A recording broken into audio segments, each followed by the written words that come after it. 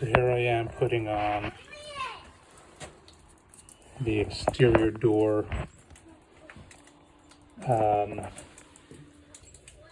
combination lock. It's this guy here. The first step that I did was I put this item in. I'm not really sure what it's called, a cylinder, but I put it in. I had to chisel the actual hole. Not sure if you can see it so well from here. You see how it's rounded,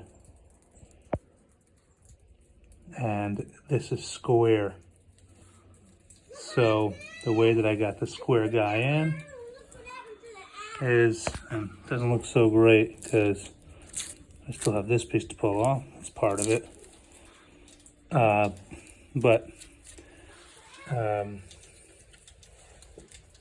Yeah, so I use a chisel and I put a little push over here on the left, and then I knocked it in on the bottom, and it created the square outline. So again, left, bottom, and again I did it on the right, and then the bottom. It created the square outline, did it for all four sides, and then this piece fit in nicely. I then tested it. I took the internal side of the lock, which is obviously easier to maneuver. Okay, and I put the piece that's going to have to go through the entire lock in. Okay, and I put it through the hole where it fits where it's supposed to go. And I tested. I push the door closed, and I turned the key, just like that. See, it goes through, and then I pull it back. I see smoothly in, goes in smoothly, comes out smoothly in, out. Perfect. So I know that works. So took it off, put it aside. Now I have to get this side in. There's an issue. And the issue is the bottom part fits. All right, bottom part has a hole. Top part does not have a hole for this top anchor piece, so to speak. This top anchor piece right here. So I put it in place exactly where I feel it's going to go. I look through the hole on the opposite side. You see, you got these two braces that are going to go through these two pieces here. So I lined them up so I can see exactly where it goes. You can see them through the holes. Line them up, and I see exactly where my lock has to sit. And then on this side, I can see, and it's a little sloppy when I'm trying to do this with a camera. I see exactly where this piece has to go, and I sort of pushed it against the wood here to show me where I have to make my hole.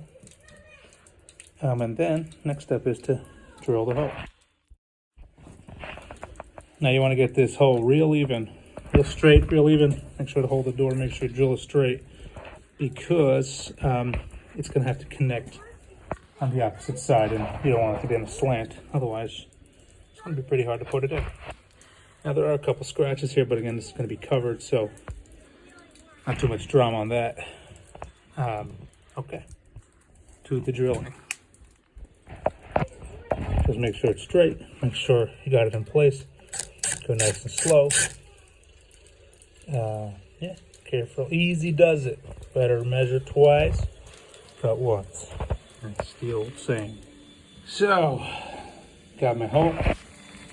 Again, the hole doesn't have to be so perfect because it's going to be covered up. And then I dry fit it. Just gonna dry fit it. Make sure that this thing fits nicely. So I go ahead and I dry fit it.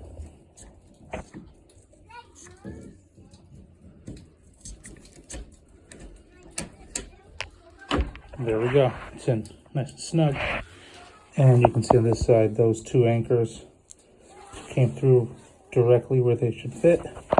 So now I'm going to put on this rubber piece, which actually protects the door. It stops the moisture from getting behind the lock. Comes in a box. You can see it fits right on the lock here. And it also seals up some of the, see this doorknob hole here is bigger than the actual lock. So this rubber covers that entire extra hole piece. You see how the lock is smaller than the actual hole that was there. So this rubber seals that hole, which is great. Let me get it on tight. I'm going to put my camera down for a second. I'm going to go ahead and put the rubber on the back of this side as well. So I got another rubber right here. You can see the holes, they match up with the mechanism right there. I'm going to just push it on and push it onto the actual lock. I'll push it on tight right there. And of course we need to make sure, next step, we put this piece through and into the lock. So you can tell it's in the lock because it's only sticking out a little bit, enough room for it to fit into this side. I'm going to put this side in. I'm going to put the two screws through the top and to the bottom, and those screws will connect to the anchor that I made the hole for up here and the anchor down there that didn't need a hole. So connect the bottom part in, get in, put the bottom part in, see it works. Our next stage is going to screw in to the top there. Now you just want to put the screws in a drop because you want to make sure that you can first find both screws are where they belong. So now we got the tips of both of the screws in. So I could tell that it caught on the bottom and I could tell it caught on the top. So now I go through the process of tightening the screws. And I try to do it evenly so it's not bent in any one direction. So I do a couple on the top, and then I do a couple on the bottom so it's being tightened evenly.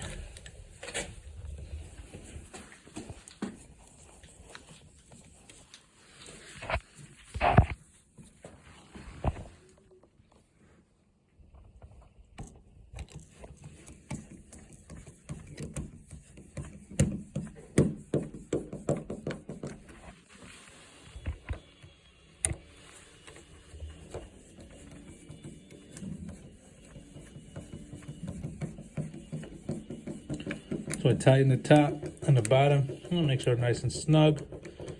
Try not to kill it. Try not to over tighten it.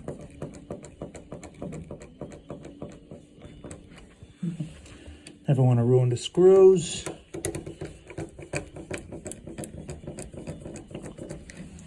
Okay, that's it. Let's test it out now. Locked, unlocked. Strange. Locked, unlocked. Locked, unlocked. There we go. Door has to be pushed closed. So door is closed. Locked, unlocked, locked, unlocked, locked, unlocked. Very beautiful. The final step is going to be putting on this piece. There we go. Got it in.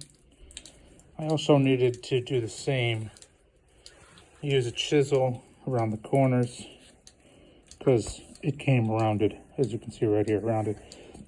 And this piece here is square. So, here we go.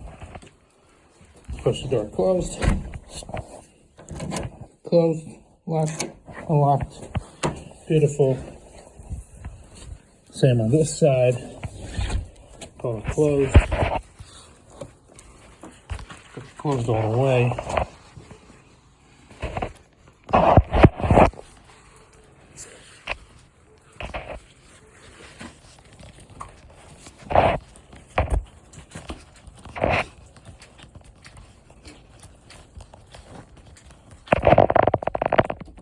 Locked. Do the combination. So it's locked. So the door's not going anywhere, it's locked. So now we'll do the combination. And turn. And it unlocks in. Voila. Beautiful. One down. A couple of quick tips about this. When I put in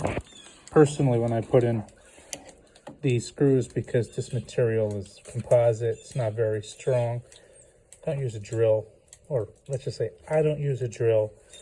I use a screwdriver so that I can feel it as it's going in, so I don't do any excessive force and then just destroy the wood, and then then you need to put a different screw in there. But you can get long silver screws, and then they go all the way through the 2x6s, which I probably will do at some point, because it'll give a tremendous amount of strength if someone's trying to kick the door in. But when you're putting it on in general, even in an indoor, this is an exterior, so that's what makes it a difference in what I was just saying. But generally speaking, screwdriver over power tool. Same for this here.